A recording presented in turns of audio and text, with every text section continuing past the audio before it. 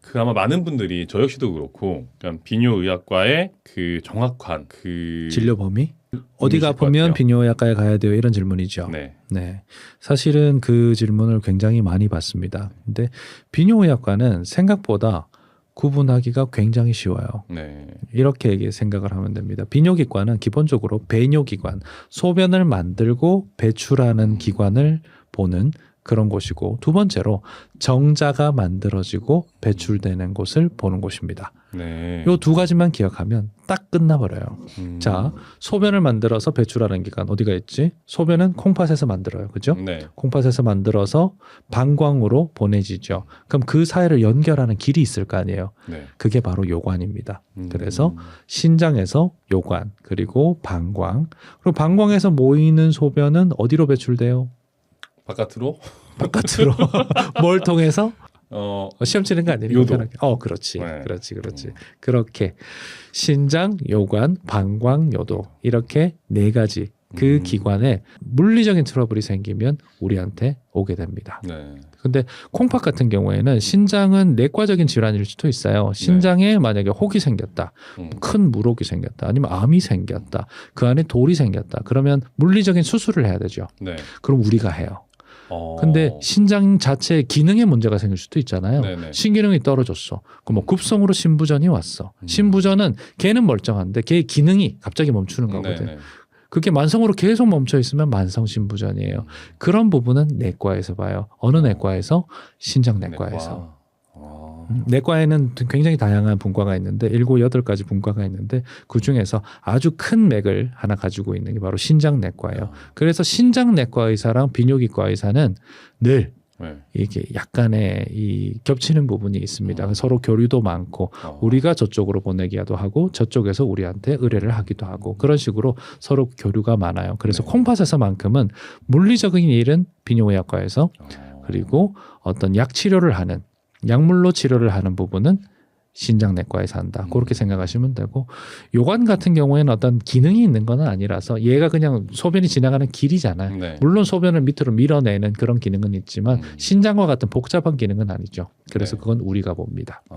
그리고 방광도 우리가 봅니다. 방광의 기능이라면 소변을 저장하는 기능이 있지. 네. 그리고 나서 어떤 기능이 있죠? 밖으로 밀어내는 배출하는 기능도 있죠. 단순하죠. 네. 그러니까 우리가 합니다. 그리고 방광에서 이제 요도를 통해서 나가는데 요도가 뭐 굉장한 기능이 있는 건 아니죠. 지나가는 길이죠. 네. 거기 물리적인 일이 있으면 우리가 하는 거죠. 그래서 콩팥, 요관, 방광, 요도가 우리 거다. 그래서 요도염이 생겼다. 어디 갈래요? 그렇죠. 방광염이 생겼다. 어디 갈래요? 비뇨의학과. 그렇죠. 요관에 요로결석이 박혔어요. 어디 갈래요? 비뇨의학과. 자, 어떻게 하다가 어떤 아이가 태어났는데 선천적으로 요관이 좁아서 콩팥에 부담을 받고 있어요. 네. 그래서 수술해야 될 것 같아요. 그럼 어디로 가야 될까요? 비뇨의학과. 그렇죠. 그렇게 되는 겁니다. 신장에 만약에 암이 생겼다. 그래서 신장을 일부 드러내야 될 것 같아요. 어디로 간다? 비뇨의학과. 그렇죠. 콩팥 안에 2cm짜리 큰 돌이 생겼어요. 그러면 이제 내시경으로 들어가서 뚫고 뽑아야 되거든요. 어디로 간다? 비뇨의학과. 그렇죠. 그렇게 생각하시면 됩니다. 그래서 비뇨기는 소변을 만들고 배출하는 기관에 물리적인 일이 생겼을 때, 그리고 신장 이외의 곳은 뭐 기능에 문제가 생겼을 때도 비뇨의학과에서 우리가 통제하고 처방하고 치료한다. 이렇게 생각을 하시면 좋습니다. 생식 기능이라 그랬죠. 네. 자, 생식은 뭐지? 우리 몸에 있는 유전자의 절반을 전달해야 되죠. 그렇죠. 아이를 가지는데 도움을 주는 그런 네. 기관들이죠. 기본적으로 우리 알장연구소에서 제일 테마로 삼고 있는 그렇죠. 정력. 네, 알. 알. 그리고 우리 고환. 네. 고환에서 시작해서 고환에서 정자가 만들어지면 어디로 가느냐? 고환 뒤에 부고환이라는 게 있어요. 네. 고환이 만약에 이렇게 있잖아. 이렇게 네. 있으면 그 옆에 띠처럼 이렇게 네. 이렇게 동그랗게 이렇게 고환이 있으면 그 옆으로 이렇게 띠처럼 있는 기관인데 걔가 하는 일이 뭐냐면 정자를 성숙시켜요. 고환이 정자를 만들잖아. 그러면 이 여기서 만들어진 정자는 헤엄을 못 쳐. 아, 그럼 트레이닝을 시키는구나. 그러니까 정자가 이렇게 있으면 정자 안에 미토콘드리아가 있고 뒤에 이렇게 꼬리가 있거든. 미토콘드리아에서 야 에너지를 만들어 이렇게 뿅 켜주면 뒤에서 꼬리가 팍 움직이는 거예요. 인형의 이 스위치 버튼을 눌러주듯이. 부고환이. 그래서 고환에서 만들어진 정자가 부고환으로 들어가서 통과가 다 끝나고 나면 어떻게 되느냐? 정자가 운동성을 가져요. 그래서 고환 다음으로 중요한 건 뭐? 부고환. 그럼 부고환에서 운동성을 가진 정자는 어디로 갈까? 어디를 통해서 저 위로 올라갈까요? 남자가 전립선. 아기 그만 가지고 싶으면 하는 수술은? 저기 정관. 그렇지. 정관. 아까 요관처럼. 요관이 뭐지? 콩팥에서 방광으로 이렇게 소변이 지나가는 길이죠. 그래서 전립선 쪽으로 정낭 쪽으로 정자를 올려주는 관이 바로 정관이에요. 그래서 고환, 부고환, 정관의 트랙으로 위로 쭉 올라가게 돼요. 그래서 우리 그 서해부라고 부르는 아랫배에 있는 그쪽 음모가 있는 그 아래로 쭉 지나가서 정을립선 뒤에 딱 꼽히게 됩니다. 정관이. 그럼 거기서 그 옆에 몽글몽글 달려있는 정낭에서 정낭액이 만들어지고 그리고 그 세 가지를 다 통합해서 요도로 던지는 애가 누구냐? 전립선이에요. 전립선은 정말 하는 일이 많아요. 전립선을 뚫고 요도가 내려가거든요. 네. 그래서 소변도 통제해요. 전립선 아래 위로 요도 괄약근이 있어. 그래서 전립선이 시름시름하면 소변도 별로가 되고 사정도 깨끗하게 못해요. 그런데 전립선은 생각보다 탈이 많이 나요. 우리가 계속 앉아서 있잖아. 근데 우리 앉아있는 엉덩이 회음부 바로 위에 전립선이 있거든. 그러니까 그런 의미에서 이제 전립선 질환이 많이 생길 수 있죠. 그래서 전립선 질환도 비뇨기과야.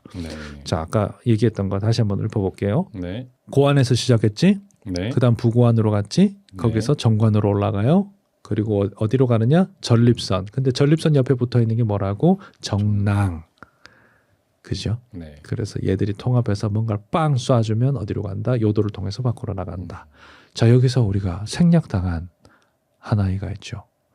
지금까지 말하지 않았지만 비뇨기과에서 굉장히 소중한 아이. 너가 오른팔이 없을래 그게 없을래 하면 고민한다는. 아이 그럼요. 네, 그죠? 눈하고도 바꿀 수 없을 것 같은데. 고민되네. 한쪽 눈하고 만약에. 그렇게는 하지 말자. 여튼 음경이 있죠. 음경이라는 녀석은 성적 극치감, 음경과 귀두가 하는 일은 성행위가 가능하게 만들고 그리고 귀두에서 성적 극치감을 모아서 거기서 감각을 모아서 성적 극치감을 느끼게 만들어서 오르가즘이라는 어떤 신경학적인 작용을 통해서 그 쾌감을 통해서 우리가 정액을 밖으로 배출하게 만드는 기관이죠. 그래서 이것도 생식기에 넣어야 돼요. 그래서 이 모든 기관을 다 보는 게 바로 비뇨의학과다. 그럼 산부인과는 어떻게 될까? 난자가 만들어지고 아이가 만들어지고 그리고 그것이 밖으로 나가는 기관. 이렇게 생각하면 딱 끝나요. 그렇군요. 비뇨기과는 아까 뭐라고? 정자가 만들어지고 소변이 만들어지고 개들이 지나가는 길. 그렇게 생각을 하면 돼요. 사실은 여성분들은 산부인과에 가는 관성이 있습니다. 그러니까 거기서 이제 기초적으로 계속 검진을 받으시잖아요. 검진을 받으시기 때문에 간단한 방광염은 산부인과로 가시는 경우가 많은데 산부인과에서도 잘 낫지 않는 방광염은 저희한테 의뢰를 해요. 그리고 방광 기능이 떨어져서 소변을 시원하게 배출하지 못하면 사실은 이런저런 질환들이 많이 생길 수 있고 단순한 항생제만으로는 낫지가 않거든요. 저희가 쓰는 이 약들이 조금 더 종류가 훨씬 많고 굉장히 딥한 경우가 있기 때문에 결국 산부인과에서 또 방광염을 많이 다루긴 하지만 이제 좀 심도 있는 치료를 할 때는 비뇨의학과로 넘어오는 경우가 많고 원칙적으로는 비뇨기과에서 보는 게 맞다. 그렇게 생각을 하면 됩니다. 생식기에 생길 수 있는 비뇨의학 질환은 뭐가 있을까요? 고환에는 어떤 문제가 생길 수 있을까요? 고환은 우선 외부에 인한 다칠 수 있죠. 맞아요. 다치면 진짜 쭉 찢어지면서 안에 이게 다 막 나와요. 보면 굉장히 가슴 아픕니다.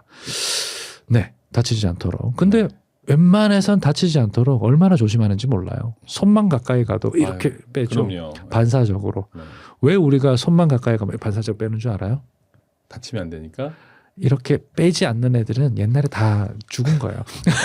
자연 선택 속에 인해서 자연 선택설로 피하지 않다가 아이를 못 낳는 상황이 되고 그분들은 자연에서 이렇게 네. 배제된 거예요. 그래서 고안을 소중하게 생각하는 사람들만 살아남아서 지금 이 세계를 이루고 있는 겁니다. 그래서 그쪽에 손만 가도 반사적으로 놀라는 건 인간이 어둠을 보면 놀라죠. 네네. 어둠을 겁내지 않다는 애들은 다 간 죽었어. 거예요. 그 안에 있는 호랑이랑 곰이 다 물어간 거야.